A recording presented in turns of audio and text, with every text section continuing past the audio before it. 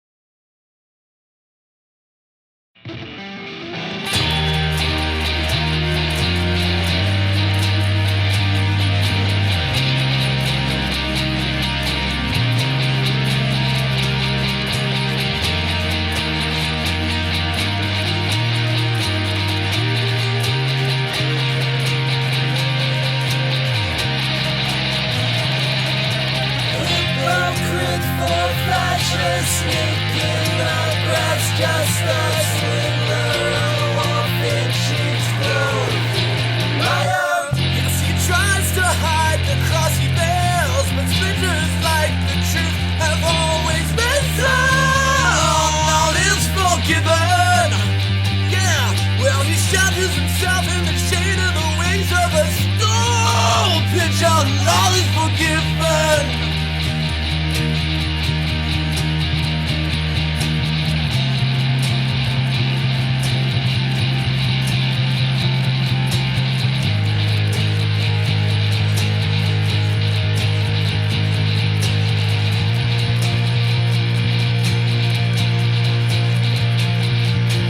Heal me, darling. Needed the Playboy bedroom eyes.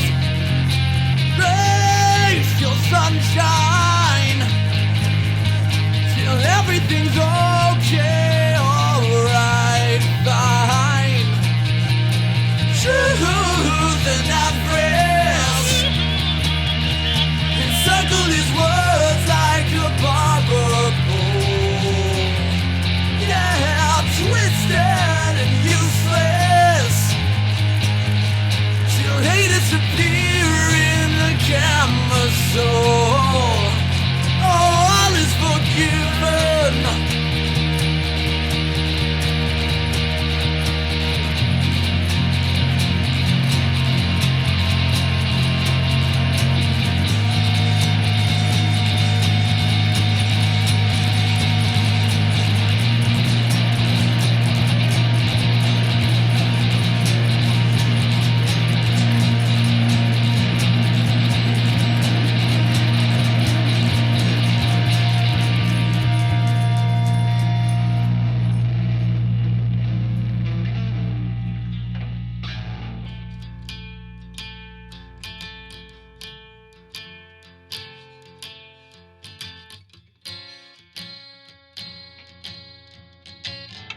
Ty Wright with All Is Forgiven, and I have with me right now that very same Ty Wright. Hello. Hello, how do you do? I'm good. As you can tell, because I'm not doing these in order, and the night is getting late, and the cat is ready for bed, so All good.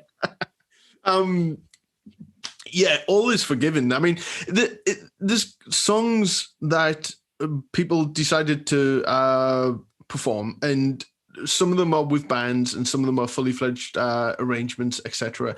And I didn't really expect All Is Forgiven to be a song that was going to be picked so early on. And one thing that I love about your arrangement is, I mean, I would say it's not as heavy as the Jellyfish version quite, but the melodies really shine through, as do the chord progressions, which I really like. I mean, possibly for me more than the Jellyfish version, because I mean, that's trying to achieve a certain style. And obviously there's a lot going on that, but I do love that you can hear the chords more clearly behind your performance of it, while staying quite true to the original as well. So what drew you towards All Is Forgiven? Was it the fact that it was a heavier number? That's a great. Well, honestly, it was the first Jellyfish song that ever drew me in. I was a huge fan of grunge when I was a younger lad, about 10 years ago. Mm-hmm.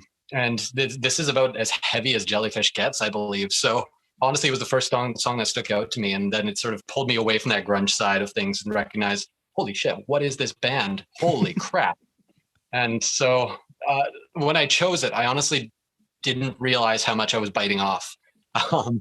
So you sent that out on I think it was June 7th, I think it was, and then by the weekend that week, I had listened to it like hundreds and hundreds of times to try and break it down and figure out what pieces are in it. And there's just so much going on in that song. It's crazy. It's absolutely insane. So, would you say that is a fair assessment? Because that is what I got from the track. It's a very melodic performance of All Is Forgiven, but obviously the energy is straight there. And I want to thank you for putting so much effort into the video as well. My pleasure. It was a blast. So what influences did you use to, besides Jellyfish, obviously, to incorporate into that track? Well, a Jellyfish for sure, obviously. But I think one of my other big influences on that one was, strangely enough, Neutral Milk Hotel, if you're familiar with them. Sort of a fuzzfolk act. And essentially, they do these big, fuzzy, grandiose songs with these incredibly catchy melodies and these hooks. And with Jellyfish, they're all hooks. They're all melodies. It's everything about their music, right? So it just felt like a good fit for me, and to sort of combine the two genres and combine the two bands just felt right, Sorry, go for it. Oh no, so but All Is Forgiven was your introduction to Jellyfish then? It was, yes, it absolutely was, and it hits hard because it's not quite shoegaze music. It's not quite My Bloody Valentine, but it's not quite Queen. It's not quite the grunge movement. There's just so much going on in it that I just couldn't help but be drawn to it. So did you, when you heard that, because it goes so immediately into Russian Hill, which I'm so thankful that you did that as well. It's just, there's a, the band Extreme, they covered Love of My Life by Queen as a B-side. And the chord that it ends on is the start of More Than Words, and it kind of fades out on More Than Words, which that's immediate what that sort of reminded me of. So when you listen to All Is Forgiven, was it just an isolated track, or did you go straight into Russian Hill from that? Because it would be, even for someone who likes Queen, etc., such a jump in styles between songs, and it would be potentially a lot to take in one listen to try and sort of. So I didn't record all of Russian Hill. I wish I did. I love that song. I love it through and through. But to be fair, I just tried to get as many Jellyfish references in there as I could. And that's even like the little music box piece where everything cuts out and All Is Forgiven. I tried to make that as much like New Mistake as I could. So yeah, I just tried to pay homages wherever I could. And Russian Hill right at the end, I thought that felt fair. It's wonderful. And All Is Forgiven is one of those tracks that unless you've got headphones on, you might even miss the fact that there is a little, what do you call it, like a sort of ballerina, what do you call them? I'm really bad at Celestia? It was like a Celestia instrument. Something like that, yeah. Yeah. And you would kind of forget that you wouldn't even realize that it's there. And it's not like they did it live. I don't think. I think they just kind of messed around with it. It's not even a recognizable melody, I don't think. But I think it's alluding to the very beginning of the album, where they're coming in with the dream sequence and stuff. But yeah, as you said, they don't really do that live. And I went to a lot of the live tracks to try and figure out what the heck they're doing in that song. And so it seems like they play it in a different key live than they did on the recording version. So that threw everything off. That all went out the window. And I just had to go by ear on that one. That's interesting. In terms of the guitar tracks and everything, what did you pick up? I mean, I'm guessing you listened to the Stack Tracks mix as well. And what did you pick up in terms of the effects that we used and how they were able to create that kind of wall of sound of guitars? It's just so dense with instruments. There is so much going on. And I honestly cannot pick out how many guitars they use. I can't pick out how many. All I could really pick up is the main guitar rhythm, the and that's often played by Eric Dover live. But aside from that, it was just feedback and then the odd chords here and there. So just hit and sustain, let it feedback and just go with it. Yeah, so, it always blows me away that Andy was able to sing and play that live. That's insane. It's such a crazy drum track. That and the King's Half Undressed. I don't know how he does it. He's got the coordination of. I can't even. I'm all praise to Andy. Well, that's the thing. At least All Is Forgiven is the first song, and he has his full energy and everything. By the time of a track like King's Half Undressed, he must have worked out or something. Because how he didn't just hunch over at the end of the gig and I saw a comment on one of the full shows on YouTube that's like an hour and a half, and somebody pointed out how crazy it is that he's standing on one leg, playing all these crazy drum beats, singing, and doesn't even break a sweat half the time. It's phenomenal how amazing of a musician he was. It is, I guess. He still plays, I guess. Yeah. So. No, I kind of like the idea that he records standing up in the studio as well. I think he does. I think that was confirmed somewhere. I guess it would have made sense that he was sat down in the studio, but I can't even imagine Andy Sturmer sitting down generally. Maybe he just never sits down ever. It's not just drums. He doesn't have hips. He can't sit down, I guess. I don't know. Well, I compare it to like, Goofy. If he was walking around on all fours, that would just seem really weird. So Andy sitting down would just be, unsettling, I think. But that's always been another thing, because you see Goofy walking around, but Pluto's also a dog. So I don't get it.